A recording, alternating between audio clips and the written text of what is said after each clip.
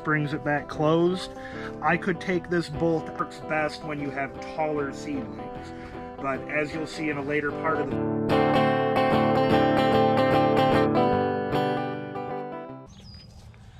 today, we're going to show you how I like to plant a fruit tree. This won't be everybody's method, but it works pretty good for me. It keeps them alive, keeps them happy.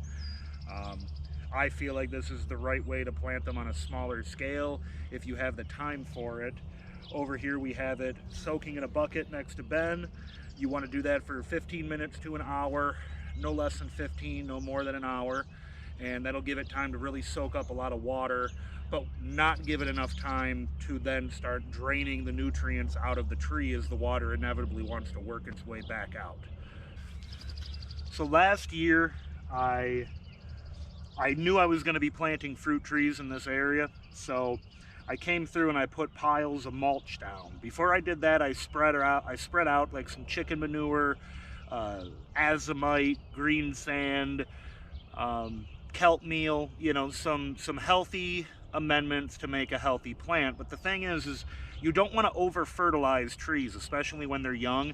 You wouldn't really want to put a whole lot of fertilizer down this year when you're planting. That's why I did it last year, and then cover the soil with mulch. And now underneath is a lot more biologically active. That fertilizer has brought worms and beetles and all sorts of life into this area. It's changed the type of grass that's growing here. Just next to it is a different species than what's growing here because of the increase in fertility and the increase in water retention. It's made the dirt below it darker and healthier. So without shocking the plant with nutrients, we're able to increase the fertility of the soil where we're going to be planting a tree. You just got to be thinking ahead and doing it next year, or doing it the year before. So Ben here, why don't you give me a hand? We went and cut a hole into this patch of heavy grass. We're just gonna, because I want to conserve a lot of that good dirt up at the top, we're just gonna shake off some of the dirt from those roots. Again, you probably don't want to spend all this time if you've got 500 trees to plant. It's going to take you all spring. But I only got like 10, 12 plants, or 10, 12 trees to put down, so this is really nothing. And I could do the same thing next year.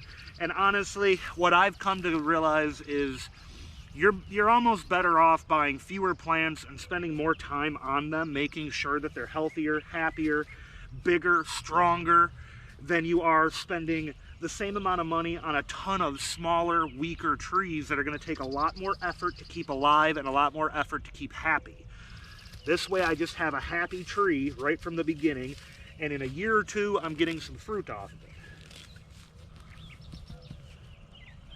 And it's really imperative, in my mind anyway, the reason you spend a little bit more time on this, and you know, we're just getting right into it with our hands.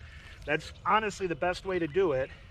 I'm breaking up the clumps, all of them, literally by hand. Because any little air pocket, clump of weeds, anything like that is going to cause roots to die off on that tree. Oh yeah. 22 shell from who knows how long ago. I found a shotgun shell in the other hole. Like somebody back in the day was rabbit or squirrel hunting on this field before there were houses here.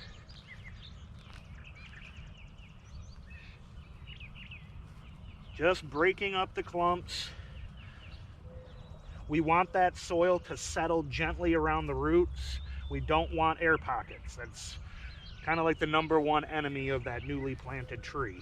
Air pockets going to allow that root to die off. That happens a little too much on that first year. These are just grubs, no big deal. I'm not worried about them. All right, now we kind of want to do this methodically, as with anything. There's no point in doing it unless you're going to do it perfectly.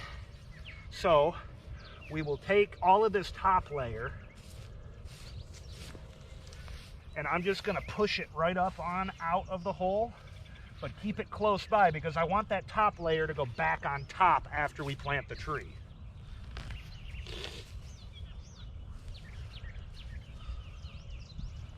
And if you look, I mean, underneath that, it's just gotten so soft just because of being covered. All right, Ben, let me see that shovel.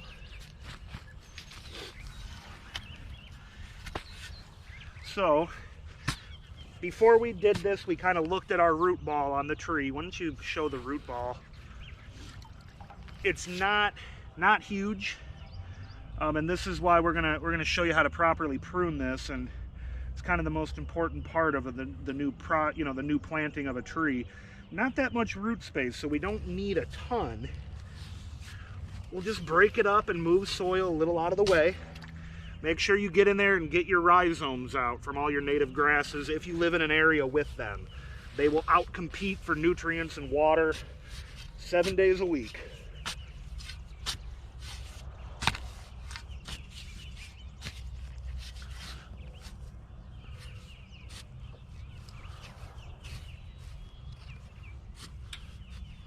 Yep, just keep breaking clumps up. You can't have it fine enough for this.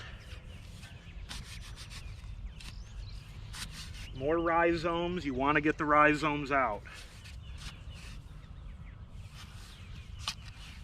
All right, let me see that tree again, Ben. Let's see if we're looking like we fit.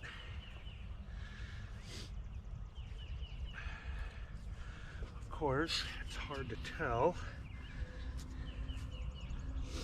So the depth you really want to go for here, try to show you on the camera.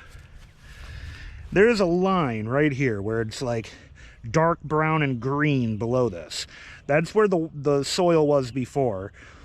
You want to make sure that this line is right level with the soil that's undisturbed around it. So the yard around it, the finished depth would be here. I'm going to plant it up to this point, just the top of the roots, and leave that space exposed because I know this plant will be a little bit lower. Mulch and compost will settle around this and bring it up a couple inches.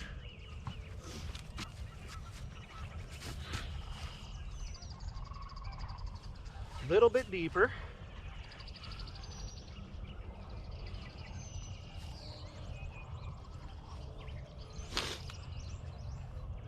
That looks about right. And you want to make sure the roots are spread out and preferably pointing, a little bit down. You don't want them bunched up, and you don't want the root curved up. That's absolutely the opposite of what you'd want here. All right, now making sure we break those clumps up one final time as we put it in the hole. Let's get some dirt in there now that we know we're at the right depth. And as I'm putting it in, I'm taking roots in my hand and kind of helping to spread them out. I'm going to take the tree and shake it, knock it up and down just a little bit, real gently. We want to be settling that soil and that sand or dirt or whatever you've got around. You've got your job cut out for you if you're planting in clay or heavy soil. But again, break it up as much as possible. Any clumps and air pockets are going to mean less healthy tree. And why not spend a little bit more time and protect your investment? You only got so many years to plant them before you're going to be too weak and too old to enjoy them. So get them planted now and make them healthy. That way you got time to enjoy them in life.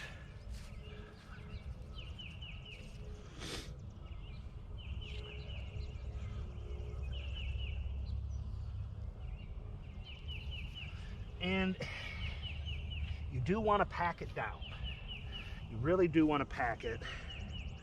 We'll make sure it's relatively straight. These tall bare root trees, I'm going to stake each one of these.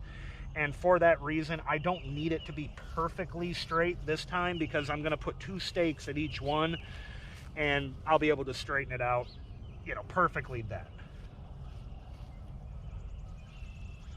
So this is our line right here. Can you bring that closer? Just bring it right down here.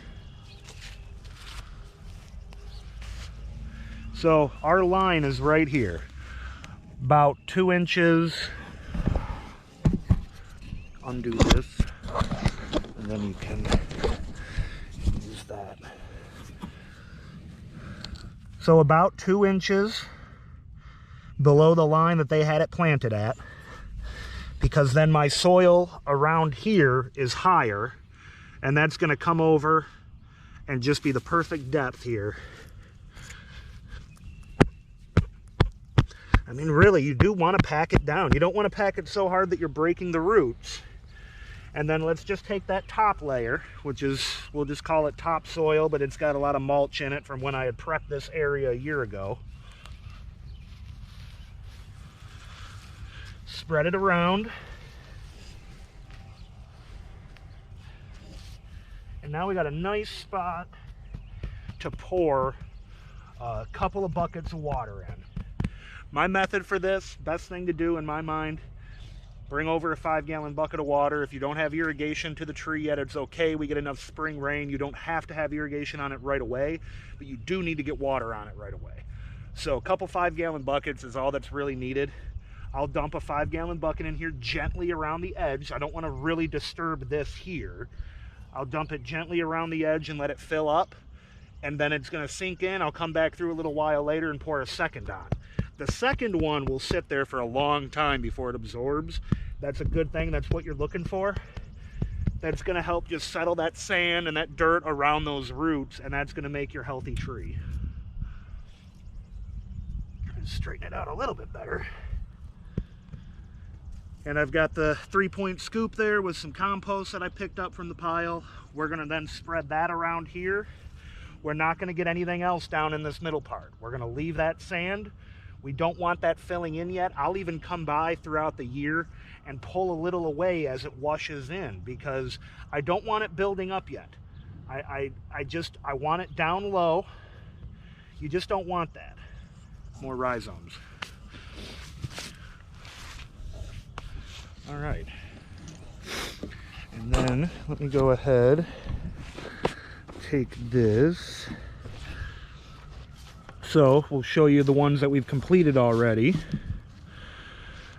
Then spread the compost around it just beautifully. Notice how it's not in a big pile. You know, we don't need a giant pile of mulch. If you can get irrigation on it frequently, then you definitely don't need it. But a big pile is not inherently a good thing. You don't want it way up high. It has more of a tendency to bury the trunk. And the whole thing, the whole key to this is to keep the level of that bottom of that trunk right where it's at least for the first year. Our last one over there. All right, now let's do some pruning. So we'll do an apple and then we'll do a peach. And I'll just set this up real quick. We'll go to this side.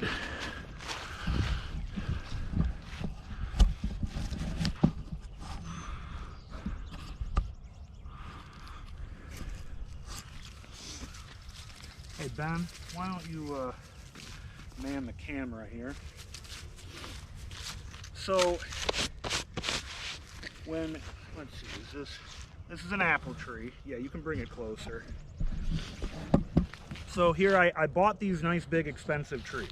They're 5-6 foot tall, first year producing apple trees. That's really not the case. You don't want it to be producing fruit for the first year from that tiny little root stock that you just saw go in the ground. Not nearly enough roots to support any sort of fruiting this year. Each one of these little nodes up the tree, each one of these every 2 inches has the potential of becoming a new branch. So the way you prune a beginning tree, you do it in a 2-step fashion. The first one, you're going to be topping it. So all of this here, this whole top section, here you think you pay for it, and I'm getting a tall tree that's going to be big and producing soon. And right away, you want to cut it down almost to waist height for an apple tree. So there goes 2 feet of my tree. Now it just looks like this spindly little thing. It's okay, because once I see that these and these are starting to produce leaves this spring in another week or 2, I'm going to come back through and trim it down even more, and half of these are going to go. And then from this main trunk here, I'm going to select which one of these branches that starts growing Next year, I'll decide which of those I'm going to use as my main scaffold branches that are going to support all of the fruit producing that this tree will do in the future. And I know it seems counterintuitive, but here's the thing though. You want to match the tree to the roots. You don't want to force a small root system to try to support a much bigger tree above ground. You just save yourself the headache, give yourself a happier, healthier tree right from the beginning, and trim down enough. For apple trees, it's about waist height. For a lot of the peach trees, it's going to be even lower. And we're simply talking a 5 or 6 foot, 2.5, 3-year-old tree that you're trimming this much. If you bought your tree and the finished height was this high, you're basically cutting it in half from there, you know. And so when you buy a small tree, you want to cut it down to half the size that it was. Now let's come over here.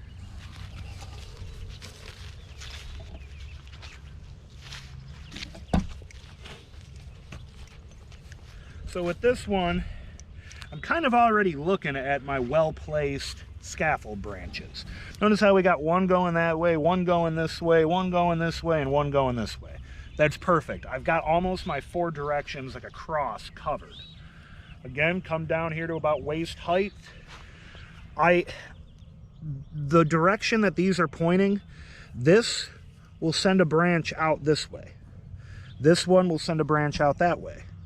This out this way, this out that way, this out this way. So I'm gonna look at this here, and I've got like my 4 directions right there, and this is about waist height, so that's where I'm gonna cut. About a 1/4 inch above. Anytime you trim branches down to the stalk, stay out about a 1/4 inch. You know, maybe up to a 1/2 inch, not much more than that. But again, you know, there goes 2 feet of the tree you think you paid for. You just have to get it into your head that you're not going to have this giant tree the first year. But at least this will establish the root system, and you're going to see a ton of growth starting next spring. Each one of these will put on 6 to 12 inches. It just won't get real tall yet. And if it does start producing flowers, you're going to want to trim those flowers off. All right. And then on this peach tree, they tell you, for most of them, you want to go down lower than you would on an apple, like substantially low. And the thing with pruning, you know, apple and peach trees and most stone fruits, most of your fruit trees, a general rule is you're more likely to cause damage by under pruning that first couple of years than you are over pruning. By over pruning, you can't strip everything off of it. That's called whipping. You can't whip the tree completely and make it a single stick if it has all these branches.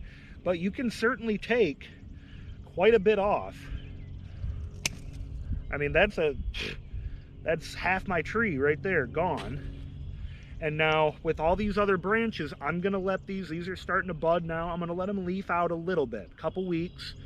That'll tell me where the good leaf growth is. That'll also show me if there's dead tips.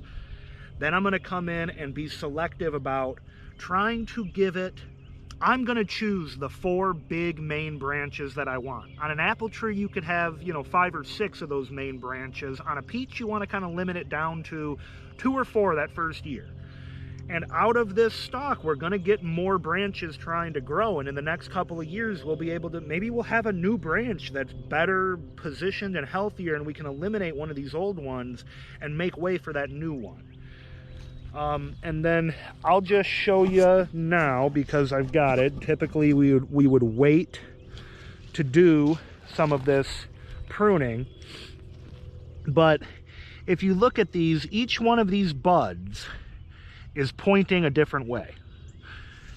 So you can trim this down with precision. Now look at this. I've got this bud right here. It's pointing out this way away from the tree, straight out from the tree. That's perfect. That's where I want to trim that, about a 1/4 inch above. And now this branch will start coming out this way over here. And I can look over here. Okay, I want this one to grow out that way. And when you're looking at the tree as a whole, you want to be thinking about, You don't want to trim it so that this bud is then immediately growing into this branch over here and they're growing into each other. You want to pick them so that they're growing away from the other branches around them. That way you're making this open tree that's not got a bunch of branches all close together. You're going to have nothing but issues with that later on in its life. Don't underestimate the power of pruning those first couple of years. It's extremely important.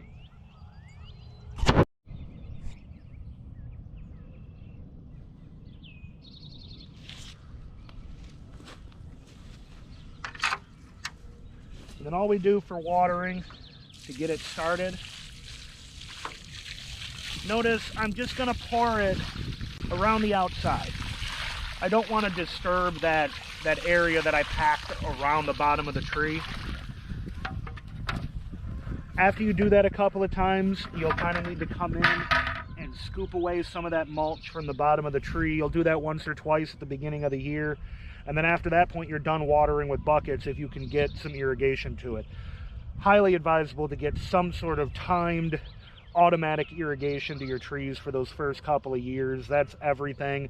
If you can help them, keep them moist, get them off to a good start, then you're golden. If you slack there, like I've done many times in the past, and you think they're going to make it without supplemental water, say goodbye to half your trees or more.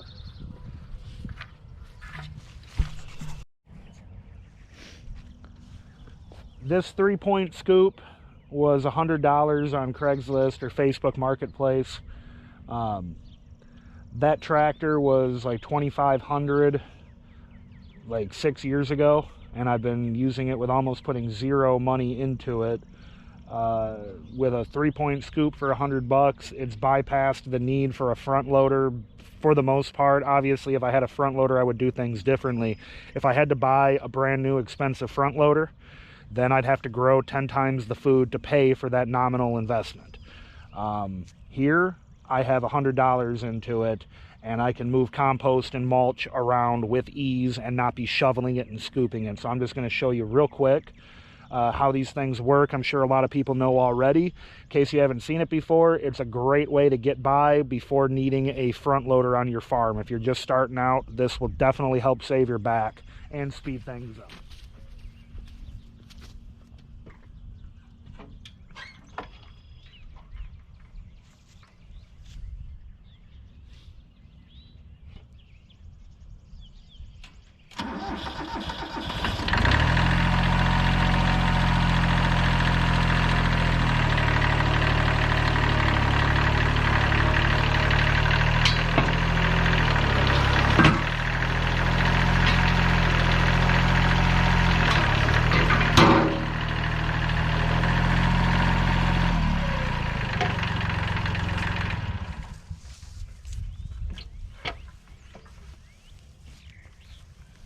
That's simple.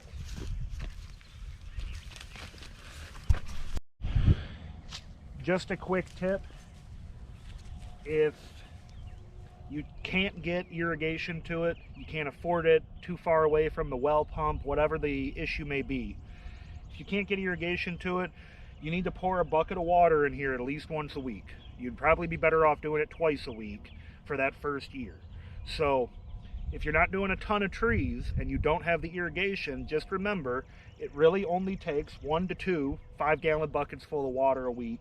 That'll be more than enough water to keep it happy. If it's been really, really hot, dry, and windy, then maybe an extra bucket if you get around to it, you know. But 1 to 2 a week will be all that it needs. So, all right, Ben's gonna show us another one here, and I'm just picking this area. I wanted to put a couple of trees over in the general vicinity. I'm picking this area because it looks like a mole or something disturbed this previously. There's less grass and turf to deal with. This is much darker soil than that sand up on the hill. And this floods a little bit over here. Not standing water up in this area, but it will tend to get some wet feet. You wouldn't want peaches down here. So that's why I'm gonna do these apple trees, and we'll pray for the best, and I think they'll be able to get established and then withstand a little bit of flooding in spring if it happens. But notice how big of a circle he's making here. We need it nice and big. And just, you know, as a reminder, Ben, these two trees, I looked at them before we started soaking them, and there is a ton of roots on them, much bigger root ball than the one we just planted. So this hole, we're gonna have to make it extra big, but you got it going perfectly right now. So Ben, just go ahead and get the roots pulled out, get it start breaking it up and prepping it for getting that tree in. Okay.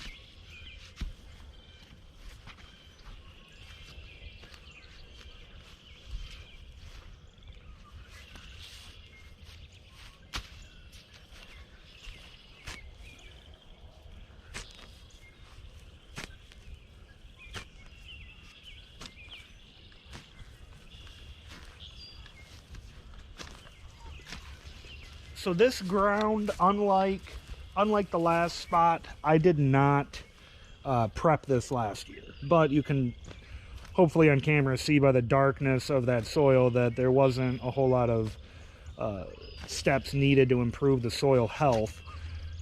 We're just, you know, one thing I could have done is spread mulch over it, put some wood chips down and let them sit, but not even really necessary. We've got some wood chips here we're going to put down on top of it once we get it planted, and then like all the others, we'll just try to make sure we keep water on it for the first couple of years, keep the soil moist, and make sure we get that plant off to a good start.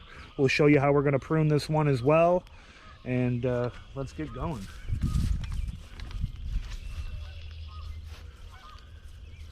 Again, get the roots out of the area you're planting it in. Granted, the root ball's not nearly this big. We want to break up this much soil, mainly, if anything, not necessarily to make it easier for the plant roots to grow through it. The plant roots are going to have no problem penetrating this soft, loamy soil. You know, if you have clay, there's a definite reason to break it up there, but the main reason is by breaking it up, we can get these roots and native rhizome grasses out of here.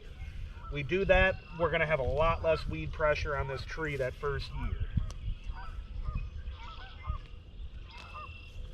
A lot different over here.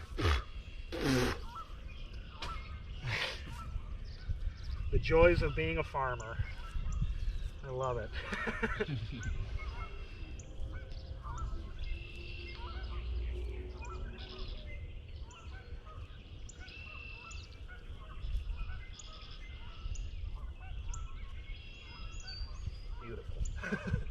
Just gorgeous. So with this one, we don't really have a whole lot of topsoil here. You got that shovel? Like by not having a lot of topsoil, what I mean is we have so much topsoil that there's really no difference between here and 2 feet down. It's the same stuff. Whereas on the other tree, we wanted to pull away that mulch and save that to put back down, like that topsoil layer. This it's not necessary because the soil depth here is so deep and it's dark down to probably 3 feet. So we're just going to break this hole up. Now, one of the things though, that tree had an extra big root ball on it. So we really want to open this thing up.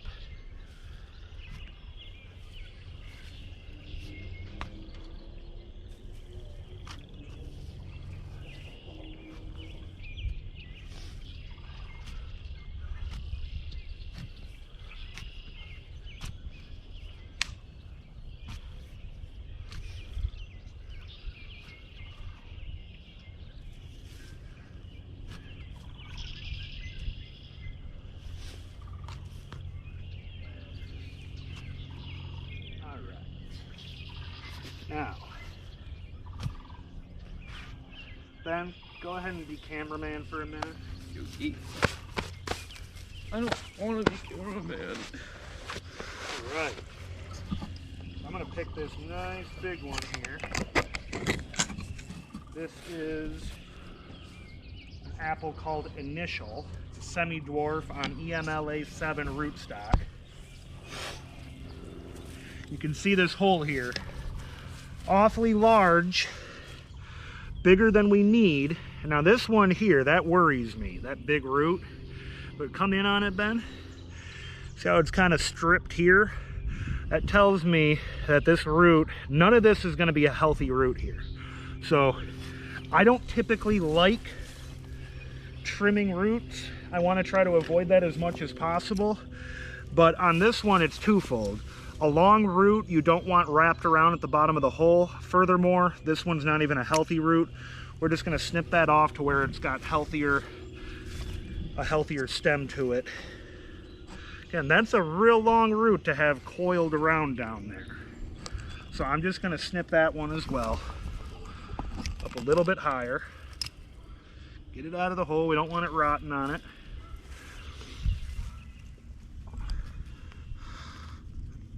Now we're just kind of spreading those roots out. We don't want them all pointing down. Want them spread out so that they get off to a good start and take up a good amount of soil. So right about here was where they had the tree planted. So I'm actually going to bring it up a little bit. I want it a little bit higher than that. And then I'll push some soil into the hole. I'm going to bring it up under that root ball and try to make sure that no matter what, I'm going to have a lot of good soil around those roots and no air pockets.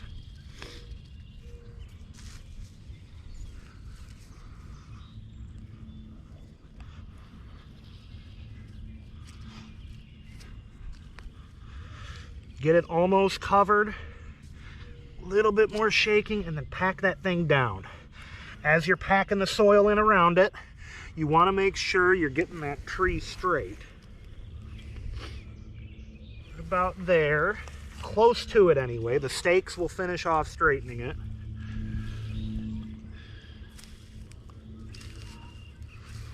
Fill it in the rest of the way.